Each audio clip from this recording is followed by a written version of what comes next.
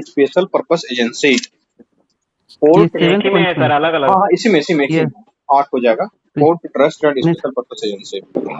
Sir, 7 ही है sir, 7 ही है। साथ ही पूरा एक फर्स्ट 7 ही हो रहा है सर, 8 म्युनिसिपल नहीं। Corporation, yes municipality, sir. Notified yes area sir. Committee, town area yes sir. Committee, cantonment yes sir. Board, yes sir.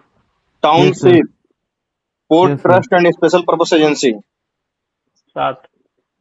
7 ही हो रहा है सर, 8 नहीं हो रहा है। पोर्ट ट्रस्ट एक हो गया और स्पेशल पर्पस एजेंसी एक हो गया। हमको लग रहा है वो चीज होगा। Municipal corporation, municipality, notified area committee, town area committee, cantonment board, containment township, port trust से। और स्पेशल पर्पस एजेंसी। 8 नहीं पूर रहा है? हाँ, यस तब हो सर, गया हो सर। गया। हाँ तो एंड एक special sir. Purpose agency last वाले को एंड के साथ लिखा ही जाता है। अच्छा, सॉरी सर, इसीलिए हम पूछ रहे एक हैं। ही लिख दिया सर। 8 हो गया। ठीक है, तो म्युनिसिपलिटीज का मतलब होगा लोकल अर्बन गवर्नमेंट। दूसरा दूसरा दूसरा सर, दूसरा क्या बताया सर म्युनिसिपल के बाद? Municipal municipality. Corporation, municipality, notified area committee, town area committee, cantonment board, township, port trust, special purpose agency. ये सब लिख लिए सर, दूसरा बोल रहे हैं सर, दूसरा हम लिखवाए थे इसमें दूसरा नहीं समझ पा रहे हैं तो कॉर्पोरेशन, उसके बाद म्युनिसिपल कॉर्पोरेशन के बाद म्युनिसिपलिटी म्यूनसिपलिटी भी वो से। समझाएंगे ओके क्या सर। करके अभी क्या होता है, सबको समझा देंगे। ठीक है, तो देखिए हम लोग जो पढ़ रहे थे कल नगर निगम वाली बातें, सॉरी नगर पंचायत वाली बातें, तो वो हम लोगों ने पढ़ा था कि 73rd कॉन्स्टिट्यूशनल अमेंडमेंट एक्ट 1992 के बाद जो है कि इनेक्टेड हो गया था। लेकिन ये वाला जो सिस्टम है ना, जैसे कि नगर जो क्या आप जानते हैं कि जो नगर पंचायत सॉरी ग्राम पंचायत, कल हम पढ़ा रहे थे, ग्राम पंचायत का शुरुआत चोल साम्राज्य से हुआ था। कल भी हम लोगों ने इसका जिक्र किया था। चोल साम्राज्य में एक गांव था उत्तरा मिरून। उसी उत्तरा मिरून गांव से जो है कि नगर पंचायत सॉरी पंचायती राज का शुरुआत हुआ था। नगर पंचायत नहीं, पंचायती राज का शुरुआत हुआ था उसी उत्तरा मिरून गांव में। जो है कि चोल साम्राज्य का एक अभिलेख प्राप्त हुआ है जिसमें कि ये लिखा हुआ है कि उत्तरा मिरून नामक गांव से पंचायती राज व्यवस्था की शुरुआत मानी जाती है। ठीक है, तो इसी तरीके से ये क्या कहते हैं म्युनिसिपल कॉर्पोरेशन की शुरुआत कब हुई थी हमारे देश में। तो म्युनिसिपल कॉर्पोरेशन भी बहुत पुराने समय से चल रहा है। सबसे पहला जो है कि 1688 में मद्रास को जो है कि म्युनिसिपल कॉर्पोरेशन बनाया गया था। ये पहली बार हुआ था। आपको पता होना चाहिए कि म्युनिसिपल कॉर्पोरेशन का जैसे नगर निगम का चुनाव सॉरी जो नगर पंचायत अरे यार पंचायती राज वाला जो चुनाव होता है वो तो 1960 के दशक में हम कल पढ़ रहे थे कि कहीं कहीं होता था, कहीं कहीं नहीं होता था। कहीं 5 बरस में होता था। एक बार बिहार में 23 बरस के बाद चुनाव हुआ था। एक बार जो मुखिया जी चुन लिए गए वो 23 साल तक मुखिया जी थे। जो सरपंच साहब चुन लिए गए वो 23 साल तक सरपंच थे। लेकिन जब से संवैधानिक व्यवस्था लागू हो गई उसके बाद तो सबके लिए क्या होगा, मैंडेटरी हो गया था ना 5 साल में चुनाव करवाना। लेकिन ये जो नगर निगम वाला चुनाव है ना, ये चुनाव होते रहता था। जैसे कि आपका कलकत्ता नगर निगम, पटना नगर निगम, मद्रास नगर निगम, जितना भी नगर निगम आप देखते होंगे, कई सारे नगर निगम आपको आजादी से पहले का मिल जाएगा। ठीक है, वो सारे का चुनाव बहुत पहले से हो रहा था हमारे देश में। ऐसा कुछ नहीं था कि नहीं हो रहा था। लेकिन फिर भी क्या जरूरत आन पड़ी कि 74वां संविधान संशोधन लाना पड़ा, वही उसी चीज को समझने के लिए आज हम लोग यहाँ बैठे हुए। आपको पता होगा राजेंद्र प्रसाद पटना के मेयर थे। आप जानते हैं कलकत्ता के मेयर कौन थे एक समय पे? बहुत बड़े लीडर थे वो। भीमराव अम्बेडकर सर। नहीं, अम्बेडकर साहब मेयर का चुनाव नहीं लड़े थे। सुभाष चंद्र बोस एक समय पे कलकत्ता के मेयर हुआ करते थे।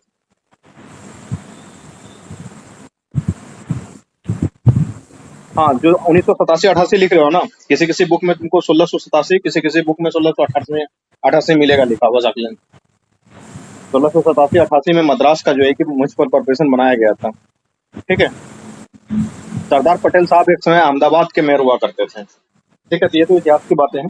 तो देखिए जो इतिहास इसका स्टार्ट होता है वो यहीं से होता है। जैसे हम लोगों ने कल पढ़ा था कि जो पंचायती राज व्यवस्था है, पंचायती राज व्यवस्था 73rd कॉन्स्टिट्यूशनल अमेंडमेंट एक्ट के बाद आया था। तो उसी तरीके से म्युनिसिपल कॉर्पोरेशन कब बना था? तो 74th कॉन्स्टिट्यूशनल अमेंडमेंट एक्ट के बाद बना था। ये आपको पता होना चाहिए। तो सबसे पहले मद्रास को ही बनाया गया था, उसके बाद फिर कलकत्ता को बनाया गया 1726 में। उसके बाद जो है कि लॉर्ड मेयो ने एक रिजोल्यूशन लाया था 1870 में, जिसको कि फाइनेंशियल डिक्लेरेशन बोला जाता है। तो उसने जो है कि क्या किया कि कुछ लोकल सेल्फ गवर्नमेंट को, लोकल सेल्फ इंस्टीट्यूशन को जो है कुछ पावर दिया। लेकिन लॉर्ड रिपन साहब ने एक रिजोल्यूशन लाया था 1882 ईस्वी में, जिसको कि मैग्ना कार्टा बोला गया सेल्फ गवर्नमेंट का, लोकल सेल्फ गवर्नमेंट का मैग्ना कार्टा किसको बोला गया? रिपन साहब ने जो रिजोल्यूशन लाया था कि local self government of India, तो मैं उसको पावर देने के लिए एक मैग्ना जो है कि इसने रिजोल्यूशन लाया था इन्होंने, लॉर्ड रिपन साहब ने 1882 में, इसको जो है कि मैग्ना कार्टा बोला गया। मैग्ना कार्टा मतलब कि बहुत बड़ा कानून है, आज के बाद से जो है कि अमूलचूल परिवर्तन इस क्षेत्र में होने वाला है, उसी को मैग्ना कार्टा बोला जाता है। ये आजादी के पहले से चल रहा था हमारे यहाँ पे। रॉयल कमीशन जो है कि ऑन डिक्लेरेशन एक बनाया गया था लोकल सेल्फ गवर्नमेंट पे, रॉयल कमीशन को 1907 ईस्वी में। उसके बाद जो है कि डायरकी सिस्टम हुआ था, पता है आपको, 1919 में डायरकी लागू कर दी गई थी। तो जो डायरकी लागू की गई थी 1919 में, तो लोकल सेल्फ गवर्नमेंट जो है कि इसको ट्रांसफर सब्जेक्ट बनाया गया था। आपको पता है 2 तरीके का सब्जेक्ट था, एक रिजर्व सब्जेक्ट और एक ट्रांसफर सब्जेक्ट। रिजर्व सब्जेक्ट अंग्रेज अपने पास रखते थे, ट्रांसफर सब्जेक्ट यहाँ के लोकल रिप्रेजेंटेटिव को जो है कि दिया जाता था, जो इंडियन मिनिस्टर हुआ करते थे, उसकी रिस्पॉन्सिबिलिटी होती थी ट्रांसफर सब्जेक्ट का। जो 1919 में डायरकी लाया गया, उसके अंतर्गत जो है कि लोकल सेल्फ गवर्नमेंट को किसमें रखा गया, ट्रांसफर सब्जेक्ट के अंतर्गत रखा गया था। उसके बाद प्रोविंशियल ऑटोनोमस स्कीम जब आया था गवर्नमेंट ऑफ इंडिया एक्ट 1935 के तहत, तो इसमें जो है कि सेल्फ गवर्नमेंट को डिक्लेयर किया गया था एज ए प्रोविंशियल सब्जेक्ट। आज भी आपका जो है ये म्युनिसिपल कॉर्पोरेशन का जो सब्जेक्ट है, जो अर्बन लोकल गवर्नमेंट जो है, ये आज भी शेड्यूल 7 के अंतर्गत राज्य का ही विषय है, राज्य सूची का ही विषय है, केंद्र सूची का विषय नहीं है। चाहे नगर पंचायत हो, सॉरी अरे पंचायती राज हो, या फिर क्या कहते हैं ये लोकल अर्बन लोकल गवर्नमेंट हो, म्युनिसिपलिटी जो, ये सारा का सारा क्या है, तो राज्य सूची का विषय है। ये तो इसका कुछ परिचय पाती हो गया। बहुत आसान है चैप्टर में, मतलब कि ऐसा नहीं है इसको बहुत कॉम्प्लिकेटेड करके लक्ष्मीकांत वगैरह में लिखा गया है। आपको बहुत आसान भाषा में बता देते हैं, आप पढ़ेंगे तो फिर चीजें समझ में आने स्टार्ट हो जाएंगी। तो इसकी शुरुआत कहाँ से होती है? शुरुआत वहीं से होती है राजीव गांधी के समय से। कल भी हमने बताया था कि 64th constitutional amendment bill Rajiv Gandhi ji ने लाया था, तो वो पंचायती राज के लिए लाया था। और 65th कॉन्स्टिट्यूशनल अमेंडमेंट बिल लाया था राजीव गांधी जी ने 1989 में। वो किसके लिए लाया था? तो वो लाया गया था इसी के लिए, म्युनिसिपल कॉर्पोरेशन के लिए। लेकिन लोकसभा में तो वो पास हो गया, और लेकिन राज्यसभा में क्या हो गया, वो पास नहीं कर पाए, तो राजीव गांधी जी फेल कर गए थे। उसके बाद नेशनल फ्रंट का गवर्नमेंट था, बीपी सिंह की सरकार, उन्होंने भी नगर पालिका बिल को पास किया था 1990 में, लेकिन लोकसभा ही तब तक डिजॉल्व हो गया, इनसे भी काम नहीं बन पाया। तो फाइनली किसने पास करवाया होगा? पीवी नरसिम्हा राव। पीवी नरसिम्हा राव की सरकार आई थी, उन्होंने लोकसभा में जो है कि 1991 में इस बिल को इंट्रोड्यूस किया था, और 74th कॉन्स्टिट्यूशनल अमेंडमेंट एक्ट 1992 के रूप में जो है कि ये म्युनिसिपलिटी बिल, जिसको कि म्युनिसिपल बिल बोला जाता है, नगर पालिका बिल इसको बोलते हैं हम लोग, तो नगर पालिका बिल जो है कि पारित हो गया था 74th कॉन्स्टिट्यूशनल अमेंडमेंट एक्ट 1992 के तहत। और 1 जून 1993 से यह बिल जो है कि पूरे देश में लागू कर दिया गया था। हमने कल क्या बताया था? 24 अप्रैल 1993 को जो पंचायती राज का बिल था वो लागू हो गया था, लेकिन ये 1 जून 1993 से जो है कि ये बिल लागू हो जाता है। क्या हुआ था इसमें? जैसे ही ये बिल बना, तो पंचायत के मतलब कि आपके संविधान में संशोधन हो गया। संशोधन होने के साथ साथ ही जो पार्ट 9A है, ये संविधान में जोड़ दिया गया। इसके चैप्टर का नाम रखा गया द म्युनिसिपलिटीज। ठीक है, तो हम लोग क्या पढ़े थे? पार्ट 9 जोड़ा गया था संविधान में, भाग 9, और उसके चैप्टर का नाम क्या था? द पंचायती राज। ठीक है, तो आज जो जोड़ा गया है वो पार्ट 9A में जोड़ा गया है, और इसका क्या नाम रखा गया? द म्युनिसिपलिटीज करके एक हेड टॉपिक बनाया गया। उसके अंदर जो है कि आर्टिकल 243P, कल ओ तक पढ़ लिए थे ना, 243 से 243 ओ तक वहां था, किसमें था? वो पंचायती राज में था। 243P से लेकर 243ZG तक आर्टिकल जोड़ा गया इसमें, किसमें? म्युनिसिपलिटी में, नगर पालिका बिल के तहत। उसके बाद एक शेड्यूल भी जोड़ा गया, जिस शेड्यूल 12 जोड़ा गया। कल हम लोगों ने पढ़ा था पंचायती राज का कितना नंबर शेड्यूल था? 11। तो आज जो जोड़ा गया है वो क्या है? नगर पालिका का शेड्यूल नंबर कितना है? 12 है। कल 29 सब्जेक्ट पढ़े थे हम लोग, और आज हम लोग पढ़ रहे हैं 18 सब्जेक्ट। तो ये कंपैरेटिव चीजें याद हो रही है ना, कि कल कितना पढ़े थे, आज कितना पढ़े थे। अंतर बहुत नहीं है, सेम टू सेम स्ट्रक्चर चलेगा, इसलिए पहले दिमाग में रख के चलिए, चीजें याद होती चली जाएंगी। 18 कार्य क्षेत्र था। उसके बाद जो है कि वही सेम टू सेम वही बात हुआ कि जो कॉन्स्टिट्यूशन में जो चीजें लिखी गई थी, उसको जो है कि हम लोगों ने इसको जेस्टिएबल पार्ट बना दिया। जो हम लोगों का रिप्रेजेंटेटिव कॉन्स्टिट्यूशन था, उसको जो है कि रियल में जो है कि रियल डेमोक्रेसी में उसको हम लोगों ने चेंज कर दिया इस सिस्टम को अडॉप्ट करने के बाद। 3 तरीके के म्युनिसिपलिटी को जो है कि एवरी स्टेट में मैंडेटरी कर दिया गया। पहला है नगर पंचायत, दूसरा है म्युनिसिपल काउंसिल, और तीसरा है म्युनिसिपल कॉर्पोरेशन, जिसको कि हिंदी में बोलते हैं नगर निगम, नगर परिषद और नगर पंचायत। बताइए इसमें से नगर निगम सबसे बड़ा होगा कि नगर परिषद बड़ा होगा कि नगर पंचायत बड़ा होगा? बताइए। सर नगर नगर निगम सबसे सबसे बड़ा होगा नगर नगर नगर सर सब पालिका निगम। हम्म, सबसे बड़ा नगर पालिका निगम उसके बाद और सबसे नगर छोटा हो जाएगा नगर नगर निगम पंचायत। होगा, नगर पंचायत होगा, फिर नगर पंचायत होगा। सबसे बड़ा निगम होगा, फिर सर देखो, सबसे बड़ा सर सबसे बड़ा नगर निगम, उसके बाद नगर परिषद, सबसे छोटा नगर पंचायत नगर होता है। पंचायत, सही बात है। देखो, नगर पंचायत जो होगा नगर वो सबसे, पंचायत तो प्रशासनिक का सबसे छोटी का ही है सर, नगर पंचायत तो प्रशासनिक नहीं का नहीं, सबसे छोटी उससे का भी ही है। छोटी इकाई है, 8 इकाई जो लिखा है उससे भी छोटी इकाई है, लेकिन ये 3 में से ये छोटा है, नगर पंचायत छोटा है।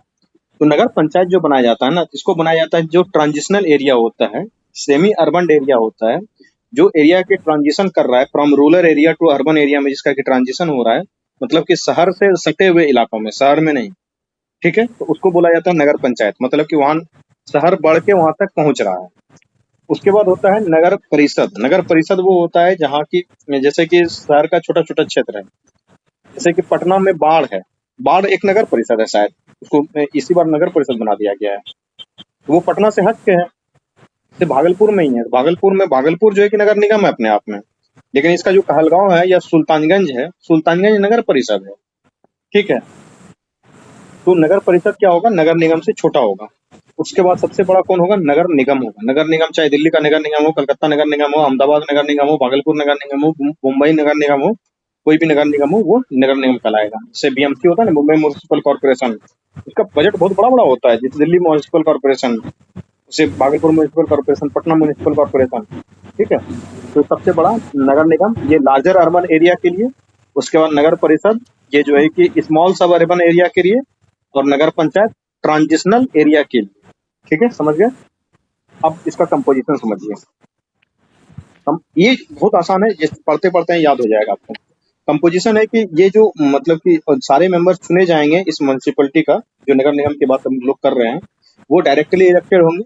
ठीक है, उसको क्या किया जाएगा, उस म्युनिसिपल कॉर्पोरेशन को बांट दिया जाएगा कुछ अलग अलग डिवीजन में, टेरिटोरियल कंस्टिट्यूएंसी जिसको बोलते हैं, मतलब कि अलग अलग वार्ड में बांटा जाएगा। तो हर, आप देखते होंगे कि हर राज्य जिला में क्या होता है कि वहाँ के वार्ड सदस्य का पहले चुनाव होता है, और वार्ड सदस्य फिर किसको चुनते हैं, मेयर को चुनते हैं।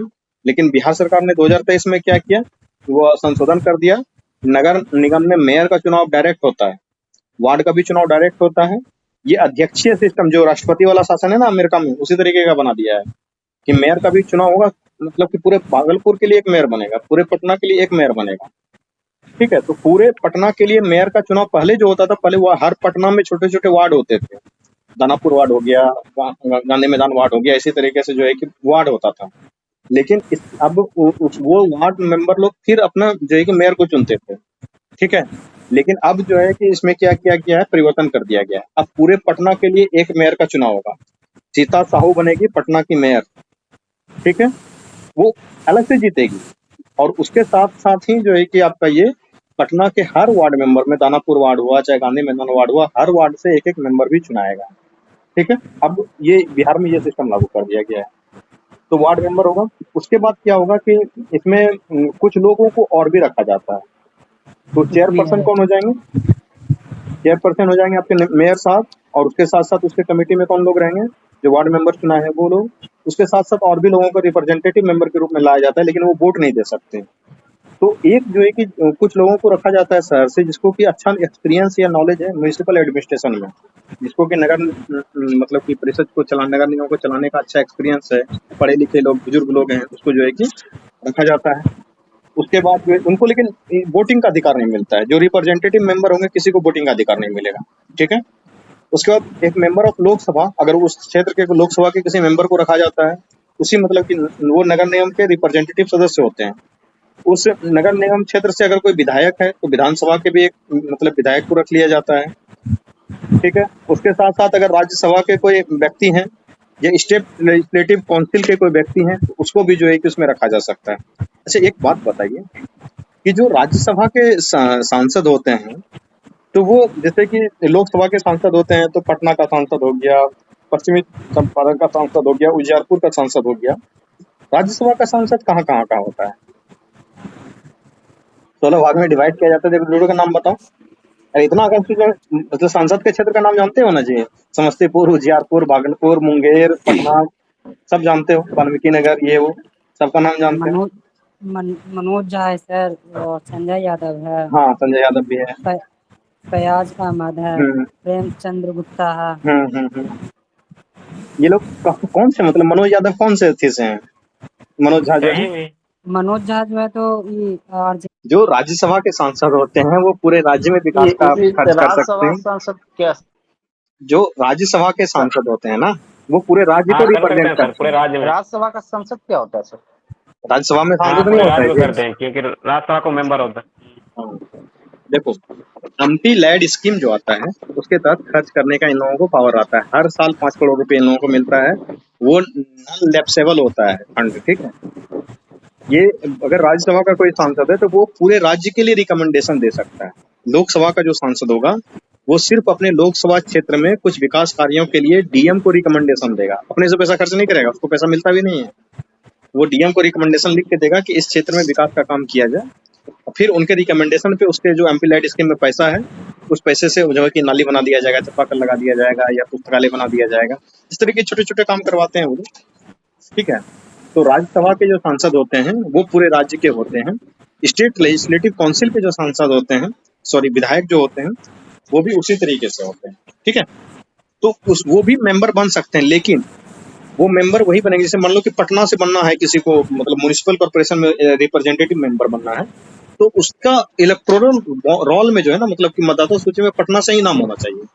ये बात तय है, ठीक है। ये इसमें एक ट्रिक, इसलिए इसको अच्छे से समझा दिया। तो इस तरीके से की आवाज मतलब सर आप सर आपकी आवाज कट आवाज जा रहा था। आवाज समझ नहीं आ रही सर, आपकी आवाज हैं? ऐसे कैसे आवाज नहीं आ रही है? जा रहा है। आ रही है कि नहीं आ रही? हेलो, आ रहा है, नहीं बीच बोल रहे तो म्यूट कर लीजिए। बीच बीच में कट जा रहा है सर आपका आवाज, फिर आ रहा है, फिर कट रहा है, फिर आ रहा है, ऐसा हो रहा है। अच्छा ऐसा है क्या? अब ठीक है ना? आवाज फंस रहा है सर। अब ठीक है ना? अरे अब ठीक है ना? हाँ सर। हाँ, तो देखिए हमने क्या बताया इसके, मतलब कि इसमें कौन कौन से मेंबर बैठेंगे। तो मैंने बताया कि वार्ड मेंबर बैठेंगे। वार्ड मेंबर के अलावा जो है कि एक नगर निगम के मेयर बैठेंगे। उसके साथ साथ कुछ रिप्रेजेंटेटिव मेंबर रहेंगे जो म्युनिसिपल एडमिनिस्ट्रेशन में अच्छे खासे जानकार लोग हैं, वो बैठेंगे। लोकसभा के मेंबर बैठ सकते हैं या विधायक बैठ सकते हैं, लेकिन उसी कंस्टिट्यूएंसी के होना चाहिए, उसी शहर के हुए होने चाहिए। ये बात है। राज्यसभा के मेंबर भी हो सकते हैं, स्टेट लेजिस्लेटिव काउंसिल जो नगर विधान परिषद होते हैं उसके मेंबर भी हो सकते हैं, लेकिन वो उसी कॉन्स्टिट्यूएंसी की होनी चाहिए। वहाँ पे उस नगर निगम क्षेत्र में उसके वोटर लिस्ट में नाम होना चाहिए। तो उसके बाद इसमें वार्ड कमेटी होता है। वार्ड कमेटी 3 लाख के आबादी पे जो है कि एक वार्ड कमिश्नर वार्ड का गठन किया जाता है, ठीक है। तो वो इस राज्य के ऊपर डिपेंड करता है, वो कम बेस भी कर सकता है, क्योंकि राज्य अपने लिए अपने कानून अपने से बनाता है ना। इसका रिजर्वेशन सेम टू सेम है। कल जैसे मैंने बताया था, रिजर्वेशन जो है कि किसके लिए होगा बताओ तो? कल बताया था रिजर्वेशन का पूरा फार्मूला। एससी महिलाओं के हाँ सर, वुमेन्स के लिए एससी, वुमेन्स हो गया, एससी एसटी हो गया, उसके लिए होता है। ओबीसी के लिए राज्य के ऊपर छेड़ दिया गया, ओबीसी के लिए राज्य के ऊपर छेड़ दिया। वुमेन्स के लिए जो है 33% है, एससी एसटी को जो है जो मिला हुआ है वैसे ही, 1/3 को जनसंख्या के अनुसार दिया गया, पॉपुलेशन के अनुसार। ओबीसी को जो है राज्य के ऊपर छोड़ दिया, नहीं दिया वैसे गया। बिहार में दिया गया, ओबीसी को भी दिया। बिहार में एससी एसटी को रिजर्वेशन मिलेगा उसके जनसंख्या के अनुसार। महिलाओं को कम से कम 33% रिजर्वेशन मिलना फिक्स है, लेकिन बिहार में 50% है, ठीक है। साथ के साथ जो ओबीसी का रिजर्वेशन है वो डिपेंड करता है राज्य सरकार के मन पे कि ओबीसी को रिजर्वेशन देना है म्युनिसिपल कॉर्पोरेशन में या नहीं देना है, ठीक है। ये रिजर्वेशन का सिस्टम सेम सिस्टम है, ये वहां भी लागू था, नगर पंचायत में भी, सॉरी पंचायती राज व्यवस्था में भी लागू था, और जो है कि ये नगर निगम में भी, नगर पालिका वाले में भी सेम सिस्टम लागू है, ठीक है। उसके बाद ड्यूरेशन क्या होगा? वही ड्यूरेशन 5 साल का होगा। अगर बीच में जो है कि अगर रद्द हो जाता है तो रामेश्वर कुछ बोलना है? अगर रद्द हो जाता है तो क्या किया जाएगा फिर? क्या कहते हैं, 5 साल के लिए जो बचे हुए कार्यकाल है उसी के लिए चुनाव होगा, ठीक है। उसके बाद हम लोगों ने पढ़ा था स्टेट इलेक्शन कमिश्नर के बारे में। स्टेट इलेक्शन कमिश्नर का क्या काम होगा? इसमें चुनाव करवाने का काम स्टेट इलेक्शन कमिश्नर का है। उसके बाद जो है कि पावर कहाँ से आएगा इसको? तो पावर के बारे में हम लोगों ने 18 कार्य क्षेत्र को लिख लिया है। उसी में जो है कि उसी कार्य क्षेत्र में इसको काम करने का दिया गया है। इसको पावर इतना, स्टेट को ये डिसाइड किया गया था कि स्टेट इतना पावर नगर पालिका को दे दें ताकि वो अपना जो है कि जो इकोनॉमिक और सोशल डेवलपमेंट प्लान होता है उसके लिए वो प्लान को बना सकें और अपने प्लान को इम्प्लीमेंट कर सकें, ठीक है। उसके बाद इसके लिए फाइनेंसेस की व्यवस्था, तो फाइनेंसेस की व्यवस्था कहाँ से की गई थी? फाइनेंसेस की व्यवस्था की गई थी। अच्छा बताओ, कल जो हम लोगों ने पढ़ा था फाइनेंस के बारे में, तो क्या राज्य को, ये नगर पंचायती राज को फाइनेंस लेने का अधिकार था? नहीं सर, मतलब वो तो अधिकार स्टेट वैसे पर दिया डिपेंड देखिए करता है सर, वो देता है कि नहीं। अगर स्टेट के ऊपर स्टेट देती तीन थी तीन आप। क्राइटेरिया हम लोगों ने हाँ, अगर वो बताया था। अनुदान देना चाहता तो ना देगा, नहीं तो कर लगाने के लिए देगा तो कर दे अच्छी लगाएगा। हम्म, 3 तरीके से मैंने बताया था, या तो उसको अथॉरिटी दे दे हम्म कि म्युनिसिपैलिटी यस को सर। वो टैक्स लगा सके, लेवी लगा सके, ड्यूटी लगा सके, टोल लगा सके, फीस लगा सके, या फिर असाइन कर दे या ग्रांट, म्युनिसिपैलिटी को कि या टैक्स तो ड्यूटी फिर लेवाई, या फिर ग्रांट इन एड में पैसा दे, या फिर consolidated yes fund sir of state से जो है कि उसको पैसा देने की व्यवस्था करे। मिले। यही 3 तरीका है। तो खास बात यस यह है कि पंचायती राज को तो नहीं है पावर, लेकिन नगर निगम को पावर है खुद से टैक्स लगाने का। अभी आ रहे हैं, बता रहे हैं कौन कौन सा ये लोग टैक्स लगाते हैं। उसके बाद हमने लोगों ने फाइनेंस कमीशन का जिक्र किया था। 5 साल पे जो है कि फाइनेंस कमीशन बैठेगा और वो बताएगा distribution of the taxes between the state and municipalities. ठीक है। उसके बाद फिर वो डिटरमाइन भी करेगा कि कितना कितना पैसा किस किस में डिवीजन होना चाहिए, ग्रांट इन एड में कितना पैसा दिया जाना चाहिए, ये फाइनेंस कमीशन बताएगा। ये हमने बताया था। गवर्नर जो है कि फाइनेंस कमिश्नर को नियुक्त करता है हर 5 साल पे, वो फार्मूला सुझाता है इस बात के लिए। उसके बाद ऑडिट का भी चर्चा किया था हम लोगों ने कि उसके मतलब कि पैसे का ऑडिट भी हो सकता है, तो नगर निगम के पैसे का भी ऑडिट हो सकता है। उसके बाद एप्लीकेशन टू यूनियन टेरेटरीज, हम लोगों ने क्या बताया था कि एप्लीकेशन टू यूनियन टेरेटरीज में ये लागू हो सकता है अगर प्रेसिडेंट ऑफ इंडिया चाहे तो वो जो है कि डायरेक्शन दे सकते हैं यूनियन टेरेटरी में भी नगर पंचायत लागू होता है। जैसे कि चंडीगढ़ का नगर निगम वाला चुनाव हो रहा था ना अभी, अरे पढ़े थे ना चंडीगढ़ वाला चुनाव। Sir yes sir. यस अरे सर। यस हाँ उसी सर, में, विवाद हो गया था। हाँ जो विवाद हाँ हुआ सर। था। यस तो वो हम्म चंडीगढ़ एक अथी है, यूनियन टेरेटरी है ना, तो वहां भी जो है कि यस इसको लागू करवाया जा सकता है। एग्जेम्प्टेड एरिया के बारे में हम लोगों ने कल पढ़ा था, तो कौन कौन से मतलब वैसे राज्य हैं जहाँ की एग्जेम्पशन है, वहां लागू नहीं होता है ये रूल। कल सर 10 बहुत का नाम सारे मैंने सर दिखाया हैं। था। आंध्र प्रदेश, तेलंगाना, छत्तीसगढ़, गुजरात, हिमाचल प्रदेश, मध्य प्रदेश, महाराष्ट्र, उड़ीसा, झारखंड, राजस्थान। देखो, आंध्र प्रदेश, तेलंगाना, झारखंड, छत्तीसगढ़, उसके बाद गुजरात, हिमाचल प्रदेश, मध्य प्रदेश, महाराष्ट्र, उड़ीसा और राजस्थान, इन सारे जगहों पे यस जो है कि ये लागू नहीं है। साथ के साथ जो ऑटोनोमस डिस्ट्रिक्ट काउंसिल है 4 राज्यों में, वहां भी ये लागू नहीं किया गया है। असम, मेघालय, त्रिपुरा और मिजोरम। आपको पता होना चाहिए कि असम में जो है कि 3 ऑटोनोमस डिस्ट्रिक्ट काउंसिल है, मेघालय में भी 3 ऑटोनोमस डिस्ट्रिक्ट काउंसिल है, त्रिपुरा में 1 ये ऑटोनोमस डिस्ट्रिक्ट काउंसिल है, और मिजोरम में 3 ऑटोनोमस डिस्ट्रिक्ट काउंसिल है। वहां भी ये चीज लागू नहीं है। ठीक है, तो ये एग्जेम्प्टेड एरिया है। उसके बाद जो है कि हम लोगों ने कल क्या पढ़ा था कि इसको प्लानिंग करने का पूरा अधिकार है। उसके बाद हम लोगों ने पढ़ा था कि 11th शेड्यूल के अंतर्गत 19 कार्य क्षेत्र हैं, तो हम लोगों ने पढ़ा 12th शेड्यूल के अंतर्गत 18 कार्य क्षेत्र हैं।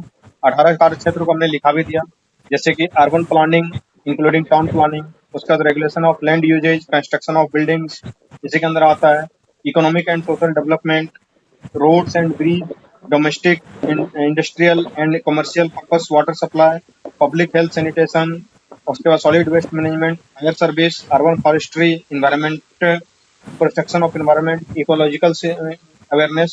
उसके बाद इनका जो है कि क्या कहते हैं, पार्क्स है, गार्डन्स है, प्ले ग्राउंड है, इस तरीके से पूरा का पूरा 18 सब्जेक्ट आपको लिखा दिया गया है। स्लेटर हाउस वगैरह सारा चीज हम लोगों ने लिखा दिया है। ठीक है, जो कैटल पॉन्ड्स होता है जिसको कि काजी हाउस बोलते हैं, उसके प्रिवेंटेशन के लिए prevention to cruelty to animals, ये सारा का सारा इसका 18 इसका सब्जेक्ट है जिसको हम लोगों ने डिटेल में लिख लिया है। तो ये आपको क्या पता चला कि सेम टू सेम जो पंचायती राज वाला सिस्टम पढ़े थे उसी का क्या है, कॉपी है ये नगर पालिका। ठीक है, अब हम लोग आ रहे हैं, अब वही जो 8 तरीके का म्युनिसिपल अर्बन गवर्नमेंट्स का लोकल बॉडीज लिखे थे उसको पढ़ने के लिए जा रहे हैं कि म्युनिसिपल कॉर्पोरेशन क्या होता है, म्युनिसिपलिटी क्या होता है, टाउन एरिया कमेटी क्या होता है, नोटिफाइड एरिया कमेटी क्या होता है, टाउनशिप क्या होता है, पोर्ट ट्रस्ट क्या होता है, स्पेशल पर्पस एजेंसी क्या होता है। तो देखिए, इसमें ध्यान इस बात का रखना पड़ेगा कि किसमें जो है कि आईएएस एडमिनिस्ट्रेटर के रूप में रहता है, किसमें सेना का अधिकारी एडमिनिस्ट्रेटर के रूप में रहेगा, इस बात का विशेष ध्यान रखना पड़ेगा। ठीक है, यही पूछा भी जाता है। तो पहले सबसे बड़ा क्या होगा, तो सबसे बड़ा होगा म्युनिसिपल कॉर्पोरेशन। म्युनिसिपल कॉर्पोरेशन बड़े बड़े शहरों के लिए बनाया जाता है, जैसे कि दिल्ली हो गया, मुंबई हो गया, कोलकाता हो गया, हैदराबाद हो गया, पटना हो गया, भागलपुर हो गया, ऐसे शहरों के लिए म्युनिसिपल कॉर्पोरेशन बनाया जा रहा है। इसमें क्या हो रहा है कि ये यूनियन टेरेटरी में भी लागू हो सकता है, और ये यूनियन टेरेटरी में अगर लागू करना है तो उसके लिए एक्ट बनाएगा पार्लियामेंट, अगर स्टेट में लागू करना है तो उसके लिए राज्य बनाएगा नियम स्टेट, ठीक है।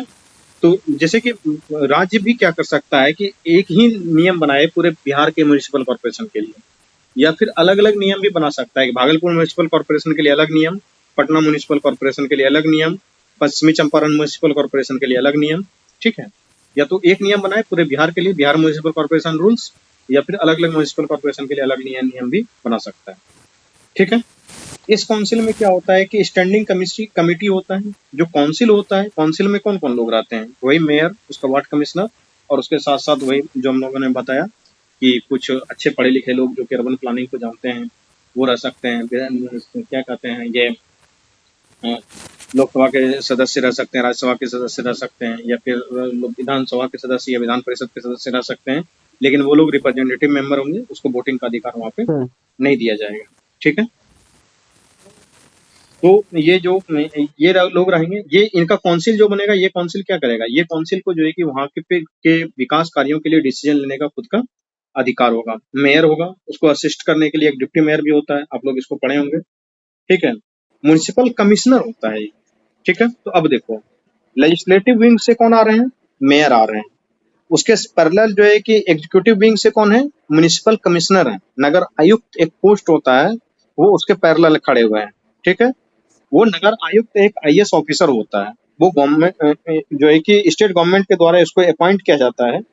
वो नगर आयुक्त सरकारी आईएएस अधिकारी होता है, वो उसके पैरेलल रहता है। कल हम लोगों ने पढ़ाया था ना कि प्रमुख के पैरेलल कौन रहेगा, प्रमुख के पैरेलल बीडीओ साहब रहेंगे। मुखिया के पैरेलल कौन रहेंगे, मुखिया के पैरेलल पंचायत सचिव रहेंगे।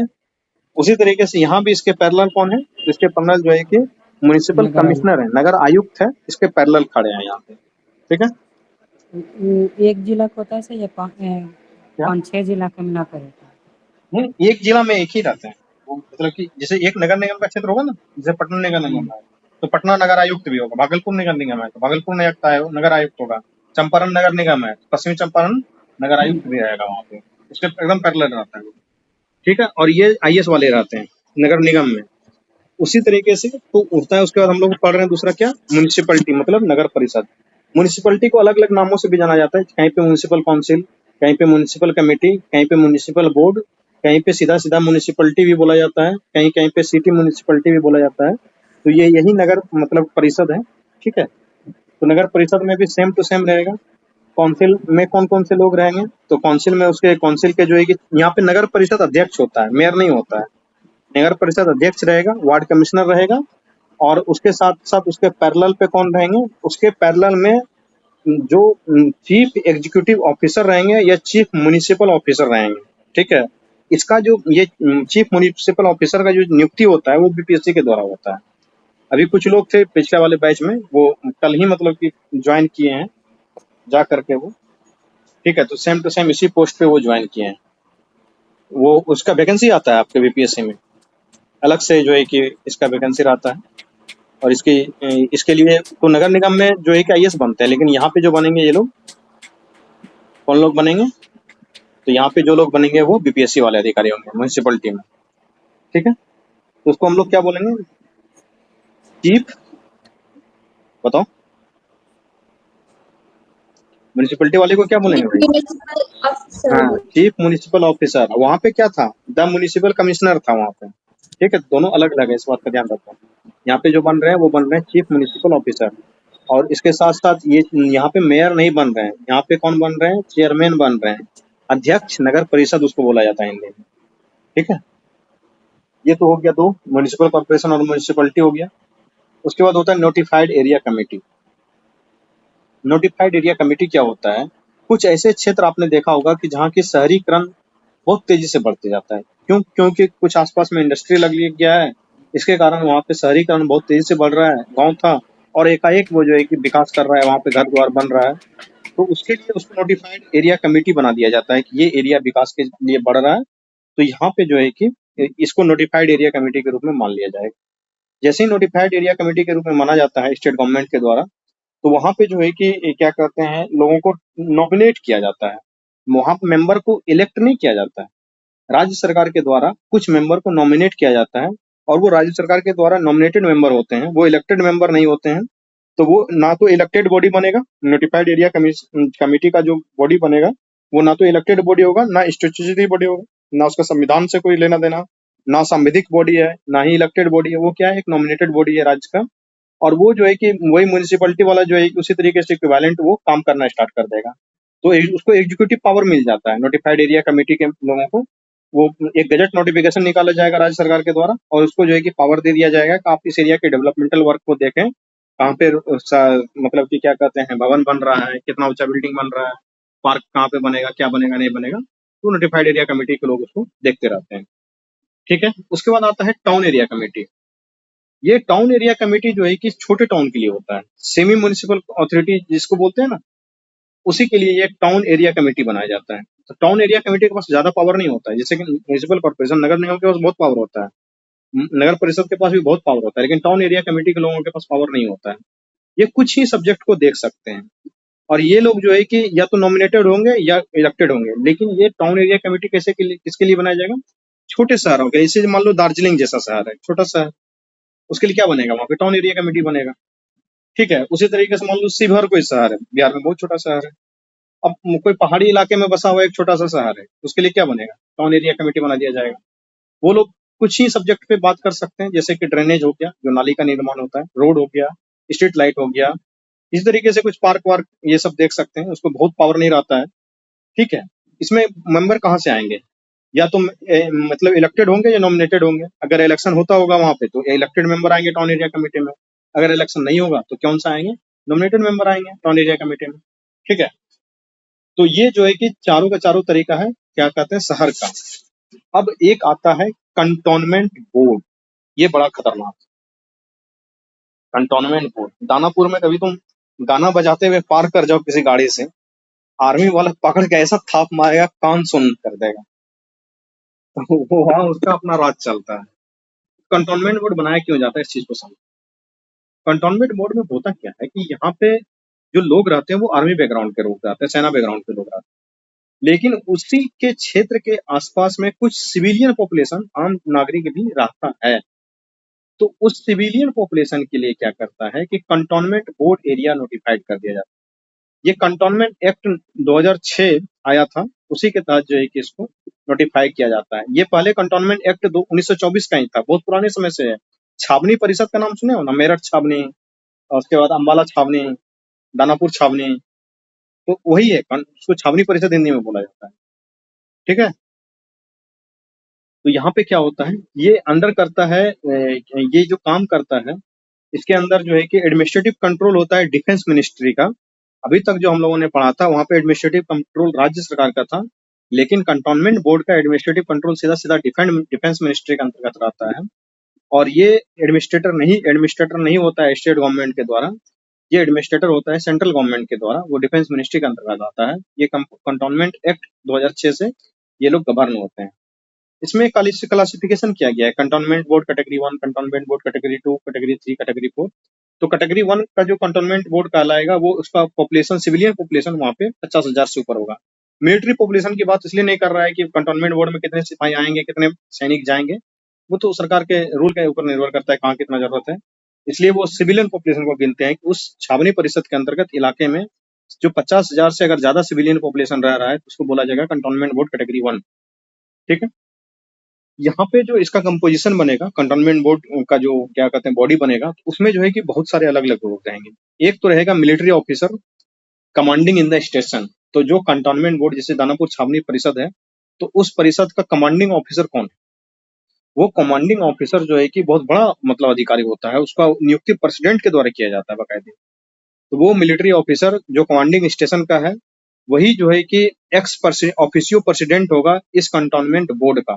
वो जैसे नगर निगम में मेयर होता था, वहां का मालिक, यहाँ का मालिक कौन होगा, military officer of cantonment station, of commanding station. उस कमांडिंग स्टेशन का जो मिलिट्री ऑफिसर होगा वही एक्स ऑफिसियो प्रेसिडेंट बनेगा इस कंटोनमेंट बोर्ड का। इसके साथ साथ इसमें बहुत सारे मेंबर रहते हैं, 7 मेंबर रहते हैं। तो पहला तो ये हो गया the military officer of commanding station. उसके बाद an executive engineer of the cantonment, जो कंटोनमेंट का एग्जीक्यूटिव इंजीनियर होगा वो भी बोर्ड में रहेगा। और एक health officer of the cantonment, जो हेल्थ ऑफिसर रहेगा वो भी इसका मालिक होगा। उसके बाद एक first class magistrate nominated by the district magistrate, वहाँ पे एक फर्स्ट क्लास मजिस्ट्रेट भी रहता है, वो डीएम के द्वारा नॉमिनेटेड किया हुआ व्यक्ति रहता है, तो वो भी इसका जो है कि इसके कमेटी का मेंबर बनेगा। उसके बाद 3 मिलिट्री ऑफिसर रहेगा इसमें, 3 military officer nominated by the क्या कहते हैं ऑफिसर्स कमांडिंग स्टेशन। ये जो कमांडिंग स्टेशन के ऑफिसर थे वो 3 मिलिट्री ऑफिसर का नॉमिनेशन करेगा इस बोर्ड के लिए। उसके बाद 8 मेंबर रहेंगे जो कि उस एरिया में सिविलियन पॉपुलेशन थे, वो लोग उसको जो है कि नियुक्त करेंगे, वो इलेक्ट होगा, 8 लोगों का चुनाव होगा। उसके बाद chief executive officer of the cantonment board, ये लोग मिल के जो है कि उस बोर्ड का क्या करते हैं, निर्माण करते हैं, छावनी परिषद का निर्माण करते हैं। और छावनी परिषद में जो भी क्या कहते हैं जो डेवलपमेंट काम होगा म्यूनिसिपैलिटी का, वो विकास के कार्यों का जो है कि ये लोग जायजा लेंगे, उसका काम करवाएंगे। इसको सोर्स ऑफ इनकम क्या है, तो सोर्स इसको जो है कि tax revenue non tax revenue दोनों मिलता है। तो टैक्स रेवेन्यू भी हो सकता है, कुछ नॉन टैक्स रेवेन्यू भी हो सकता है। उसके बाद चूंकि ये डिफेंस मिनिस्ट्री के अंतर्गत है, तो डिफेंस मिनिस्ट्री से इसको कायदे पैसा आते रहता है, ठीक है। और इसमें देखियो जो इसमें पैरेलल जैसे हमने पढ़ाया वहाँ पे म्युनिसिपल कॉर्पोरेशन में तो कौन था, तो म्युनिसिपल कमिश्नर था, उसके पैरेलल में जो क्या कहते हैं म्युनिसिपलिटी था, जो नगर परिषद था, उसमें जो है कि क्या था, चीफ एग्जीक्यूटिव ऑफिसर था। लेकिन यहाँ पे जो एग्जीक्यूटिव ऑफिसर होगा वो कमांडिंग बोर्ड का जो कंटोनमेंट बोर्ड का जो एग्जीक्यूटिव ऑफिसर होगा वही इसके पैरेलल रहेगा, और उस कंटोनमेंट बोर्ड के एग्जीक्यूटिव ऑफिसर का अपॉइंटमेंट प्रेसिडेंट ऑफ इंडिया के द्वारा किया जाता है। समझ लो कितना बड़ा पोस्ट इन लोगों का रहता है, ठीक है। वो इसके पैरेलल वहाँ पे रहते हैं। मतलब कि मोटा मोटी मामला ये है कि सेना के ही सारे अधिकारी रहते हैं, 8 लोग ही जो है कि इलेक्ट होके आते हैं, जो कि आपका सिविलियन पॉपुलेशन से रहता है, बाद बाकी सब सेना वाले लोग रहते हैं, ठीक है। समझ में आया cantonment board? Hello hello, yes sir. सो गए या सुन रहे हैं? यस सर, समझा। हम्म। ये कंटोनमेंट बोर्ड बड़ा लंबा था। उसके बाद तो छोटा छोटा है। टाउनशिप है, टाउनशिप का मतलब क्या होता है, जैसे कि आप सुने होंगे कि टाटा का टाउनशिप है, सेल का टाउनशिप है, एनटीपीसी का टाउनशिप है, ये सब सुने हैं? नगरीय क्षेत्र सर। कोई नौकरी करता है एनटीपीसी में, सेल में, भेल में, गेल में, आईएसओएल में, इंडियन ऑयल में, यस सर। जहाँ भी नौकरी करता है उसके आसपास में देखना कि बड़ा मतलब कि बहुत सारा ऑफिसर को रहने के लिए ऑफिसर क्वार्टर, वो क्वार्टर बनाया जाता है, उसके स्टाफ को रखने के लिए स्टाफ क्वार्टर बनता है। वो पूरा का पूरा एक एरिया ही डेवलप करता है। वो लोग गए हो कभी किसी सरकारी आवास में देखने के लिए? कोई नहीं घुमा? गए हैं। तो वही टाउनशिप होता है। वो जैसे एनटीपीसी का रहेगा ना, तो एनटीपीसी में जो भी जितना भी कर्मचारी आता है उसके लिए एक पूरा का पूरा इलाका बसाया जाता है। उस इलाका में सबको एक एक घर दिया जाता है रहने के लिए, ठीक है। तो उसी को बोला जाता है टाउनशिप। तो ये टाउनशिप जो बनाया जाता है ये एक टाइप का अर्बन ही गवर्नमेंट है, और ये जो है कि किसी इंटरप्राइजेस के द्वारा जो है कि इसको बनाया जाता है, जैसे कि एनटीपीसी हो गया, सेल वेल गेल हो गया, जो भी हाउसिंग कॉलोनीज जो होता है ना, कि जो सिविल इम्यूनिटीज उसमें प्रोवाइड करवाया जाएगा, वो उसके स्टाफ के लिए, उसके वर्कर के लिए, वहाँ रहने के लिए नियर द प्लांट। जैसे बड़ा बड़ा प्लांट रहता है ना, सेल का बहुत बड़ा प्लांट होता है। इवन की जमशेदपुर शहर में भी बहुत सारा टाउनशिप है इसका, सेल का भी है और टाटा का खुद का भी अपना टाउनशिप है वहाँ पे, ठीक है। इसमें इसको कौन चलाएगा, तो इसको जो है ना वही उसी के लोग रहेंगे, टाटा के ही लोग रहेंगे, चाहे सेल के लोग रहेंगे, चाहे एनटीपीसी के लोग रहेंगे। उसी के कुछ जो है कि इंजीनियर हो गए, कुछ टेक्निकल और कुछ नॉन टेक्निकल स्टाफ ही इसका देख रेख करते हैं। इसमें किसी का चुनाव उनाव नहीं होता है, ठीक है। मतलब कि एक तरीके से ये ब्यूरोक्रेटिक स्ट्रक्चर है ऑफ दैट इंटरप्राइजेज, एनटीपीसी का हो, चाहे सेल का हो, चाहे रेलवे का हो, चाहे भेल का हो, जिसका भी हो। रेलवे का तो बहुत छोटा रहता है, लेकिन इन लोगों सेल वगैरह का बहुत बड़ा रहता है, ठीक है। तो वो उसका क्या है, एक तरीके का ब्यूरोक्रेटिक स्ट्रक्चर। इसमें कोई चुनाव नहीं होता है, ध्यान रखना। पोर्ट ट्रस्ट कौन क्या होगा, तो कोलकाता हो गया, चेन्नई हो गया, मुंद्रा हो गया, ये सब पोर्ट के जो आसपास का इलाका है जिसको वो लोग डेवलप करते हैं, जहाँ उसके कर्मचारी वगैरह रहते हैं, कुछ सिविलियन पॉपुलेशन भी उस इलाके में रहते हैं, तो वो पोर्ट ट्रस्ट बनाया जाता है। और पोर्ट ट्रस्ट जो बनाया जाता है वो पार्लियामेंट के किसी एक्ट के द्वारा बनाया जाता है, ठीक। वहाँ पे या तो इलेक्टेड मेंबर होंगे या नॉमिनेटेड मेंबर होंगे, या दोनों हो सकते हैं, ठीक है। उसके बाद जो है कि चेयरमैन जो होगा वो कोई सिविलियन ऑफिसर ही होगा उसमें, ठीक है, तो ये पोर्ट ट्रस्ट है। उसके बाद स्पेशल पर्पस एजेंसी भी होता है। तो स्पेशल पर्पस एजेंसी किसी चीज के लिए बनाया जाता है, स्पेशली किस बात के लिए कि जैसे मान लो कि किसी चीज का मतलब कि सिंगल पर्पस के लिए होगा, स्पेशल पर्पस के लिए होगा, या फंक्शनल लोकल बॉडी हो गया, इस तरीके से कहीं पे मान लो कि किसी क्षेत्र को नोटिफाइड करके उसको जो है कि अर्बन पॉपुलेशन में उसको विकास करवाना है, उसके लिए जो है कि कुछ कई बार स्पेशल पर्पस एजेंसी बना दी जाती है। ठीक है, जैसे इलेक्ट्रिसिटी सप्लाई बोर्ड का हो गया, हाउसिंग बोर्ड का हो गया, सिटी ट्रांसपोर्ट बोर्ड का हो गया, अर्बन डेवलपमेंट अथॉरिटीज का हो गया। अरे जैसे मान लो कि बिजली विभाग का बहुत सारा कर्मचारी एक जगह रह रहा है, ठीक है, तो उसके लिए स्पेशल पर्पस एजेंसी बनाया जाता है कि उस क्षेत्र के आसपास में जो भी लोग आएंगे उसका देख रेख कौन करेगा, तो बिजली विभाग करेगा। जैसे कि क्या कहते हो, सिटी ट्रांसपोर्ट बोर्ड है, मान लो कि उसका कर्मचारी रह रहा है, बस का ड्राइवर वगैरह लोग रह रहा है, उसका निगरानी कौन करेगा, तो वही सिटी ट्रांसपोर्ट बोर्ड वाला करेगा। तो इस तरीके से क्या कहते हैं कि ये 8 तरीके का जो है आपका ये लोकल अर्बन लोकल बॉडीज था। ये बात समझ में आई कि सो गए हैं सब लोग? No sir. No sir. जिज्ञासा, रीता, उमाकांत, शिशिर, अर्जुन, कुंदन, मनोज, सुन रहे हैं सर, समीर, सुन रहे हैं।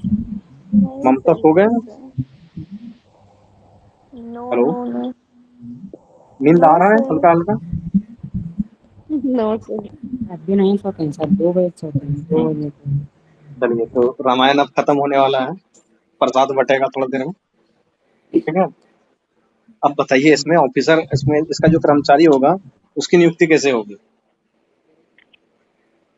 तो कर्मचारी देखो 3 तरीके से नियुक्त होता है, या तो मतलब कि खुद वो लोग नगर निगम वाला हायर कर ले, या फिर स्टेट गवर्नमेंट उसको हायर करके दे दे, या फिर ऐसा रहे कि दोनों का मिक्स रहे, कुछ नगर निगम के लोग रहे, कुछ जो है कि स्टेट गवर्नमेंट उसको दे, तो सभी कर्मचारी हो जाएगा उसका। कर्मचारी 3 तरीके से इसमें नियुक्त होता है, ठीक है। अब बात आती है कि इसको पैसा कहाँ से मिलेगा? पैसा कहाँ से मिलेगा बताओ भाई, नगर निगम में सब लोग रहे हो, टैक्स। अरे इनको टैक्स लगाने का अधिकार रहता है भाई, कोई नगर निगम में नहीं रहा है कभी। यस सर, टैक्स से ही ना मिलता है। कौन कौन सा टैक्स लगता है वहाँ बताओ? राजस्व। अरे सबसे बड़ा उसका टैक्स रेवेन्यू जो है कि प्रॉपर्टी टैक्स से आता है। देखते नहीं है, बिल्डिंग नंबर नोट कर देता है, उसको प्रॉपर्टी टैक्स जमा करना पड़ता है। Yes sir, yes sir. उसके बाद इंटरटेनमेंट टैक्स लेता है। सर ये जो PWD वाटर सप्लाई हुआ है उसमें भी तो PhD जो होता है ना सर, PhD पानी वाला, उससे भी तो आता है ना। अगर नगर निगम पानी देता है तो पानी का भी पैसा लेता है। यस सर, यस बिजली वाला सर 20 बिजली का रुपए भी आता महीना है। लेता है। हाँ ठीक है, तो वही टैक्स है ना उसके लिए। तो यस देखो सर। 2-3 तरीके का टैक्स रेवेन्यू इनके पास है, इनको पावर है रेवेन्यू मतलब खुद से कनेक्ट करने का। एक तो टैक्स रेवेन्यू है, दूसरा नॉन टैक्स रेवेन्यू है, तो कुछ ग्रांट भी मिल जाता है, कभी ये लोन भी ले सकता है, तो वो समझते हैं कैसे कैसे इसको पैसा मिलता है। तो पैसा इनको जो है कि सबसे पहले टैक्स रेवेन्यू से मिलता है। सबसे बड़ा जो सोर्स है इसका प्रॉपर्टी टैक्स है।